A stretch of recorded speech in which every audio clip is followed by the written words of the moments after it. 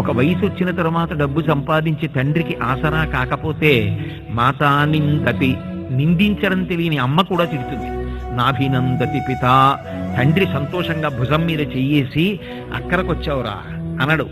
నాభినందతి పిత భ్రాతాన సంభాషతే, కష్టపడి తెచ్చి నాకు పెరుగు అన్నమే, ఏ పని చేయకుండా వీడికి పెరుగు అన్నమే అని అన్నదమ్ములు కూడా మాట్లాడరు. భ్రాతాన సంభాషతే భృత్య కుప్యతి, సేవకుణ్ణి పిలిచి పని చెప్తే మీ అన్నయ్యలు మీ నాన్నగారు డబ్బిస్తారు, నువ్వు రూపాయి ఇవ్వకపోయినా పనులు బాగా చెప్తావు అంటాడు. భృత్య కుప్యతి నాను గచ్చతి సుత, కొడుకు చదువుకోవడానికి డబ్బిచ్చి చదివించకుండా ఏ రూపాయి సంపాదించకపోతే కొడుకు కూడా తండ్రి ఇంట్లోకి వస్తున్నప్పుడు ఎదురెళ్ళి కాళ్ళు కడుకోవడానికి చెంబుతో నీళ్లు ఇవ్వడు.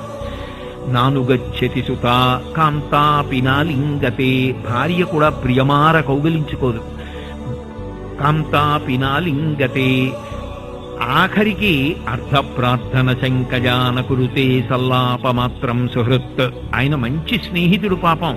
అయితే ఎంతకాలం ఆయన మాత్రం కనపడ్డప్పుడల్లా అప్పడితే ఇస్తాడు. అందుకే ఈయన యువతల వైపు నుంచి అవాయ్ అంటే చూడనట్టుగా పని లేకపోయినా అకెళ్ళిపోతాడు. ఎందుకంటే బాబు ఇటు వస్తే డబ్బులు అడుగుతాడు. ఆయన ఏం చెడ్డవాడు కాదు, మంచివాడే, కానీ వీడు రూపాయి సంపాదించకపోతే ఎంతకాలం చూస్తారు.